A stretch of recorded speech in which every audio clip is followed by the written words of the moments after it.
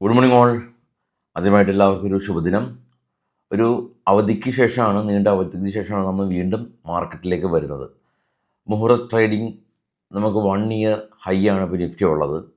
നമ്മൾ market close ചെയ്തതിന് ശേഷം വീണ്ടും ശുഭകരമായിട്ടുള്ള ഒരുപാട് കാര്യങ്ങൾ സംഭവിച്ചു.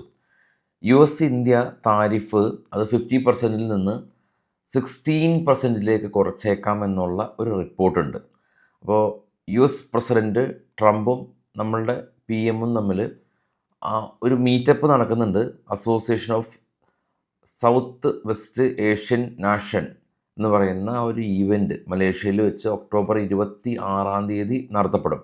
അപ്പോൾ ഈ ഒരു ഈവൻറ്റിൽ വെച്ച് US ചൈനയും തമ്മിൽ ഉള്ള ഡീല് ശുഭകരമായിട്ട് 15% കുറച്ചേക്കാം എന്നുള്ള ന്യൂസ് കാരണം നിഫ്റ്റി ഏകദേശം നമ്മുടെ മാർക്കറ്റ് ക്ലോസിൽ നിന്നും, അതായത് ചൊവ്വാഴ്ച 2:45 മുഹൂർത്ത് ട്രേഡിങ്ങിൻ്റെ ക്ലോസിൽ നിന്നും ഒരു 200 പോയിൻ്റ് മുകളിലാണ് ഇപ്പോൾ നിഫ്റ്റി ട്രേഡ് ചെയ്യുന്നത്. അതായത് നമുക്കിന്ന് മാർക്കറ്റ് ഓപ്പൺ ചെയ്യുമ്പോൾ വേറെ പ്രശ്നങ്ങളില്ല എങ്കിൽ ഓൾ ടൈം ഹൈയുടെ ഒക്കെ പരിസരത്ത് മാർക്കറ്റ് ഓപ്പൺ ആകാനുള്ള സാധ്യതകളുണ്ട്. എന്നാൽ ഇപ്പോൾ ട്രേഡ് ചെയ്യുന്ന മറ്റ് ഏഷ്യൻ മാർക്കറ്റിലോ മറ്റ് US ഫ്യൂച്ചറിലോ ഒരു നെഗറ്റീവ് സെൻറ്റിമെൻറ്റ്സ് ഉണ്ട്. കാരണം ചൈന ഇഷ്യൂ വീണ്ടും അത് മുൻനിരയിൽ വന്നിട്ടുണ്ട്. നമുക്ക് ആദ്യം നിഫ്റ്റിയും ഗ്ലോബൽ മാർക്കറ്റും ചെക്ക് ചെയ്യാം. ഇതാണ് നമ്മൾ നേരത്തെ ഡിസ്കസ് ചെയ്ത നിഫ്റ്റിയുടെ ചാർട്ട്. ക്ലോസ് എന്ന് എഴുതി വെച്ചിരിക്കുന്നത് കഴിഞ്ഞ ചൊവ്വാഴ്ച ദിവസം 2:45 മുഹൂർത്ത് ട്രേഡിങ്ങിന് ക്ലോസ് ആണ്. അതിൽ നിന്ന് ഏകദേശം ഒരു 232 പോയിൻ്റ് ഹയറിലാണ് നിഫ്റ്റി ഉള്ളത്. എന്നാലോ ഈ നമ്മളുടെ ഗ്ലോബൽ മാർക്കറ്റിൽ ആ ഒരു അവസ്ഥയല്ല ഉള്ളത്. കാണാം, ഇന്നലെ ക്ലോസായ നാസ്ഡാക്കും ഡോയും ഏറ്റവും താഴെയാണ് കേട്ടോ. അത് നെഗറ്റീവിലായിരുന്നു. ഫ്രാൻസ് മാർക്കറ്റും നെഗറ്റീവിലായിരുന്നു. ഇപ്പോൾ ട്രേഡ് ചെയ്യുന്ന നിക്കി ജപ്പാൻ മാർക്കറ്റ് 700 പോയിൻ്റ് ഇടിവിലാണ്. കൊറിയ, ചൈന, ഓസ്ട്രേലിയ എല്ലാം തന്നെ ഇടിവിലാണ്. ഇനി ടോപ്പിലേക്ക് പോകുകയാണെങ്കിൽ US ഫ്യൂച്ചറും ഇടിവിലാണ്. അങ്ങനെ മൊത്തത്തിലൊരു എന്താണ്, നമ്മുടെ ഗ്ലോബൽ മാർക്കറ്റിലെല്ലാം തന്നെ നെഗറ്റീവ് സെൻറ്റിമെൻറ്റ്സ് ആണ്. എന്നാൽ ഇന്ത്യക്ക് ആ ഒരു പോസിറ്റീവ് ന്യൂസ് ഉണ്ട്. അതിൻ്റെ ഭാഗമായിട്ട് നിഫ്റ്റി ഹയറിലാണ് ഓപ്പണിങ് നമ്മൾ എക്സ്പെക്റ്റ് ചെയ്യുന്നത്. ഇനി ഇന്നത്തെ കുറച്ച് സ്റ്റോക്കുകളുടെ വാർത്തകളിലേക്ക് നമുക്ക് പോകാം.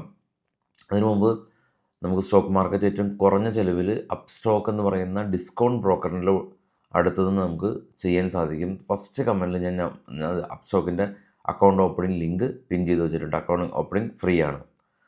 ഇനി സ്റ്റോക്കിൻ്റെ വാർത്തയിൽ ഭാരത് ഇലക്ട്രോണിക്സ് കമ്പനി അവർക്ക് 633 കോടി രൂപയുടെ ഓർഡർ കൊച്ചിൻ ഷിപ്പ്യാർഡിൻ്റെ ഭാഗത്ത് നിന്ന് ലഭിച്ചു. ഇത് ബൈസെൽ റെക്കമെൻഡേഷൻ അല്ല. ടോറൻറ്റ് ഫാർമ കമ്പനി ഇവർ 19,500 കോടി രൂപയുടെ ഒരു അക്വസിഷൻ JB കെമിക്കൽസിൽ നടത്തി. ഇത് competition commission of India approval കൊടുത്തു. ടാറ്റ മോട്ടേഴ്സ് ഈ ദീപാവലി ദിനത്തിൽ അവർ ഹയസ്റ്റ് എവർ സെയിൽസ് അവർ റിപ്പോർട്ട് ചെയ്ത് ഏകദേശം 1 ലക്ഷം വാഹനങ്ങൾ ഈ ഒരു 30 ദിവസത്തിനുള്ളിൽ അവർ നടത്തി. ജിയോജിത്ത് റിസൾട്ട് വന്നു. 56 കോടി രൂപയിൽ നിന്ന് 22 കോടി രൂപയിലേക്ക് പ്രോഫിറ്റ് ഇടിഞ്ഞു. Doctor Reddy US drug control ഉദ്യോഗസ്ഥർ ഇവരുടെ പുതിയ പ്ലാനിൽ ഇൻസ്പെക്ഷൻ നടത്തി. EIR റിപ്പോർട്ട് ലഭിച്ചു. അതായത് ഈ ഒരു ഇൻസ്പെക്ഷൻ സക്സസ്ഫുള്ളി കംപ്ലീറ്റ് ചെയ്യുമ്പോഴാണ് EIR റിപ്പോർട്ട് കിട്ടുന്നത്. ജെയിൻ റിസോഴ്സ് റീസൈക്ലിംഗ് കമ്പനി 58 കോടി രൂപയിൽ നിന്ന് 99 കോടി രൂപയിലേക്ക് പ്രോഫിറ്റ് ഉയർന്നു. സാഗിൾ പ്രീപെയ്ഡ് കമ്പനിക്ക് അവർ മെഗാ സിറ്റി ആയിട്ട് ഒരു പുതിയ ജോയിൻറ്റ് വെഞ്ചർ കോൺട്രാക്ട് സൈൻ ചെയ്തു. കോസ്റ്റൽ കോർപ്പ് കമ്പനി 361 കോടി രൂപയുടെ ഓർഡർ ലഭിച്ചു. കിർലോസ്കർ ഫെറോസ് ഇൻഡസ്ട്രീസ് കമ്പനി 358 കോടി രൂപയുടെ ഓർഡർ ലഭിച്ചു. പാക്ക് ടെക് കമ്പനി 13 നിന്ന് 29 കോടി രൂപയിലേക്ക് പ്രോഫിറ്റ് ഉയർന്നു. ഭാരത് ഫോർജ് കമ്പനി ഇന്ത്യൻ ആർമിയുടെ ഭാഗത്തു നിന്ന് പുതിയ ഓർഡർ ലഭിച്ചു എന്നുള്ളതാണ് ഇപ്പോഴുള്ള ന്യൂസ്. വൈകിട്ട് 7 മണിക്ക് പോസ്റ്റ് മാർക്കറ്റ് ന്യൂസ് എത്താം. എല്ലാ ട്രേഡിംഗ് സുഹൃത്തുക്കൾക്കും നമ്മുടെ ചാനൽ ഷെയർ ചെയ്ത് കൊടുക്കാൻ മറക്കരുത്. Thank you.